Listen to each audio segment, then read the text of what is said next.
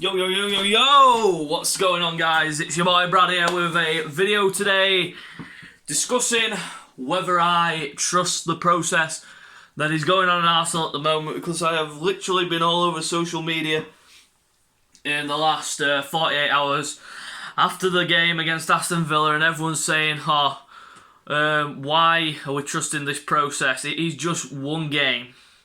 Let me phrase this once and for all. Let me end the Arteta out business, because I'm not Arteta out. I am still Arteta in. I back the manager all the way. I don't care.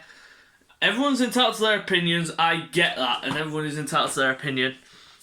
But I think it's far too early to be saying Arteta out, to be honest with you. Because, one, he's done more than Emery has. Everyone compares records. Everyone goes back to records. Everyone goes, Emery won his first 22 games. He went unbeaten for 22 games. Did Arteta do that? No, he didn't. But you can see what is going on within the team now. And I'm actually satisfied with what's been happening at Arsenal over the past 6 or so months that he's been in charge. You can't really say he's been in charge 10 months. He has been in charge 10 months, but in reality, the games that he's played, it's been about 6 months, you say. Six months, something like that. Because obviously with the pandemic and the March lockdown and that lasted so many months before football resumed. So yeah, everyone keeps digging up these unwanted records, saying that Emery has done more than Arteta. Did Emery win a trophy at Arsenal? No. Did he go away to a top 6 club and win? No. Has Arteta gone away to a top 6 club and won? Yes. Has Arteta won a trophy? Yes, he's won 2. Even though people say the Community Shield doesn't count, it's still a trophy, and it's there in the trophy cabinet. Even though it's a pre-season trophy, I agree, it is a pre-season trophy, but at least it's still a trophy that Unai Emery has not won in his 18 months at Arsenal. He did not win a trophy. He had the chance with the Europa League, and we went and absolutely bottled it against Chelsea 4-1 in a final where we shouldn't have bottled it, but he did. How many Europa Leagues has Emery won? How many did he win at Spin with Sevilla? 3. He went to a game against Chelsea in Baku, completely fucked it up. And everyone was on his back then. And that's why he got the sack after the Eintracht Frankfurt game where we lost 2-1. Now, onto the process. My idea about the process. Do I trust it? You're damn right I do. You're damn right I do. Of course I fucking do. Of course I trust the process. One bad game at the office does not justify him getting the sack instantly. And I mean, I've seen it all over the internet. Everyone's saying Aubameyang's been poor. He has. But that's because he's been utilised on the left wing. Why isn't he being utilised down the middle where he can get his goals? And Arteta even said in his press conference the other day after the game, his post-match press conference, he said, look at his record from last season. Where was he playing? Left wing. But this season, he's been utilised on the left wing. What's he done? Absolutely nothing so far. And to be honest, you're playing a striker down the middle who started off the season brightly, let's say that. Lacazette did start the season off brightly.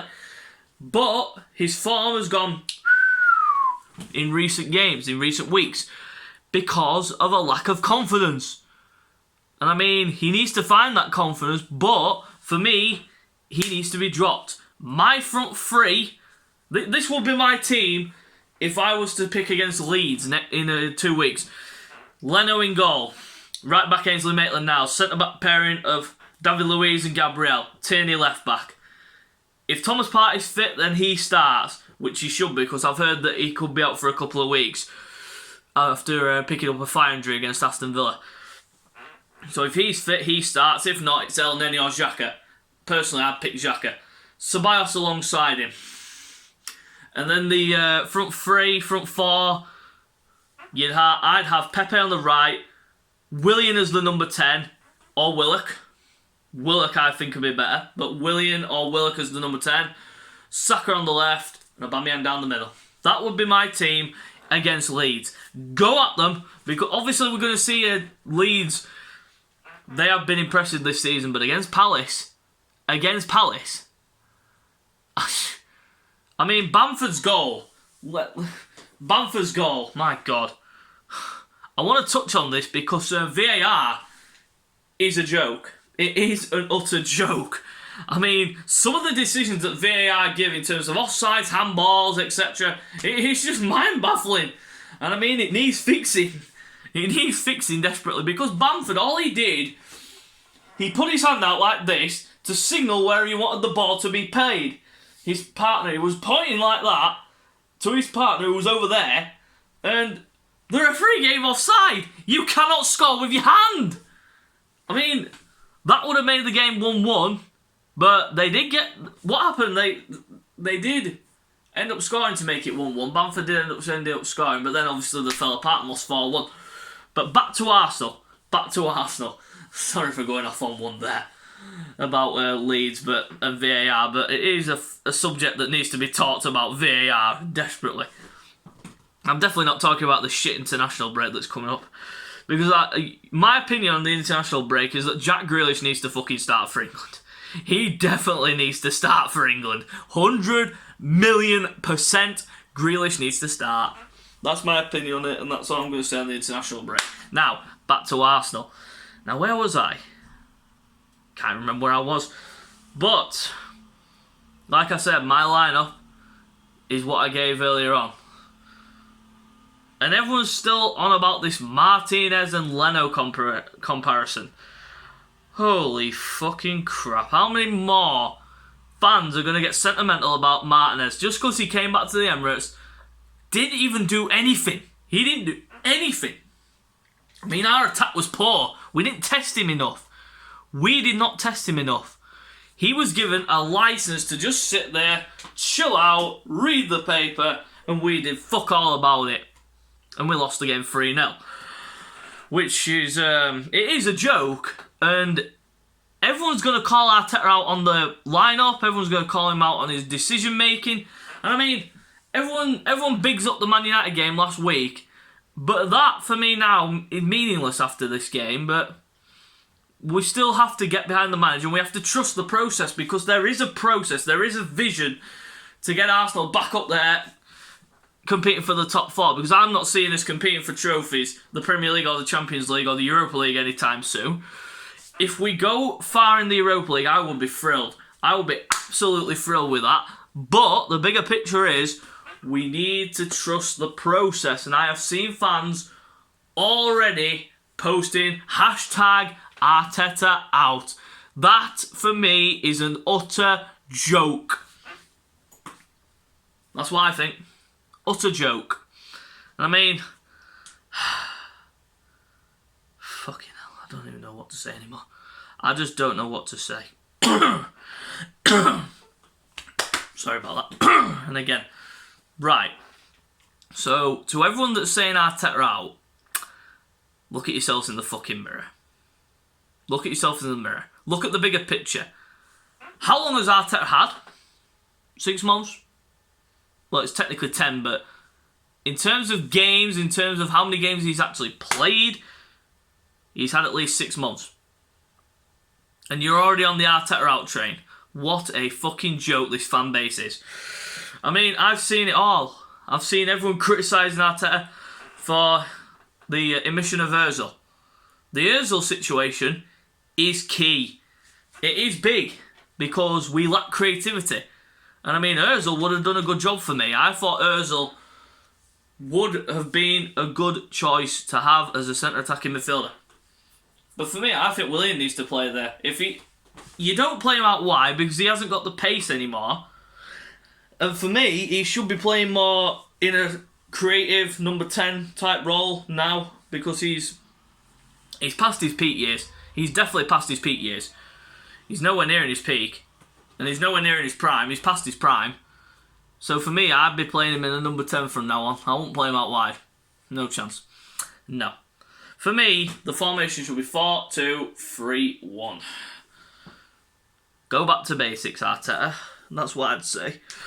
And I'd literally, if I was Arteta, these next 2 weeks are going to be so key to getting the team back together, bringing the team back together for the game against Leeds, because we need a solid game plan going into that game against Leeds, because that is going to be a tough game away at Ellen Road. I tell you now.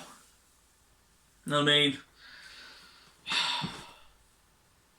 some of these players that we've got on our list are good enough to play for this team. But just don't show it on the pitch.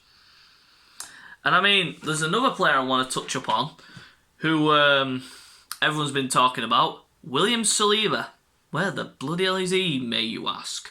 Well, he's rotting in the under-23s at this present time. And everyone knows the reasons why. He's come across, and we wanted him to have the transition year where he gets lots of game time on loan. But then, obviously, he's lost his mum due to complications. I think it was complications with coronavirus that his mother passed away, but commiserations for that. Send my sympathy.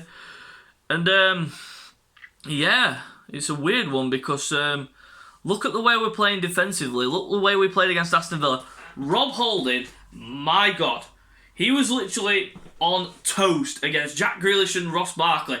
Both of them toyed with him. He was there dancing like this, doing the Teddy Long type dance like this.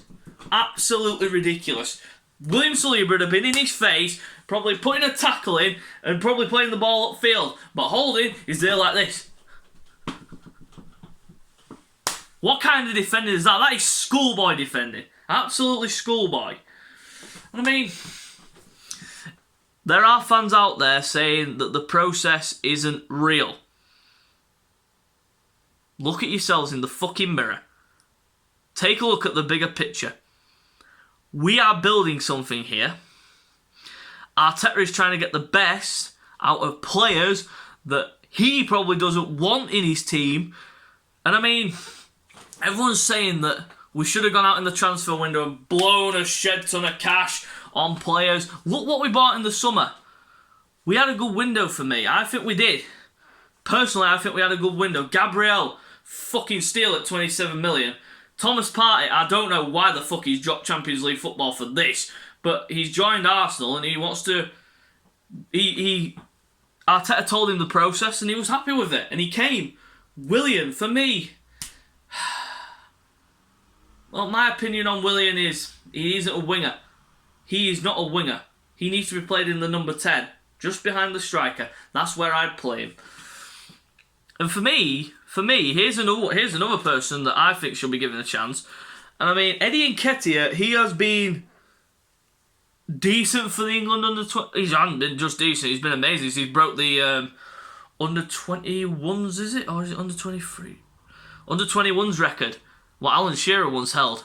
And I mean, he hasn't really been great for Arsenal in terms of in the Europa League and in the league. When he comes off the bench, he just runs around. I'd give Balogun a chance. Why not give Balogun a chance? I mean, he's a young player who's been tearing it up in every single under 18s, 19s, 20s, 21, 22, 23. Every single one of them, he's tore it up. And yet he doesn't get a chance. I mean, he got a chance against Dundalk when he came off the bench. Hardly touched the ball. Didn't do anything. And yet, Nketiah gets all these chances. And I mean, why doesn't Joe Willock get a chance? I mean, he played unbelievably against Dundalk. Everyone will say it's just Dundalk. It's just Dundalk. Why are you getting overhyped about that? Why not give him a chance in the league? Why not show that he could do it in the league? He could do it in the league. Play him in the number 10, and maybe he could do something for us. Maybe that's why we lack the creativity, because we play so negative. And I mean, this three at the back business, it was good against United, but against Villa at home, where we should be on the attack, direct straight away from the first minute. 40 seconds it took for them to score, and it was rolled out, and we didn't wake up after that. But I still trust the process. That is my opinion. And this is where I'm going to end the video.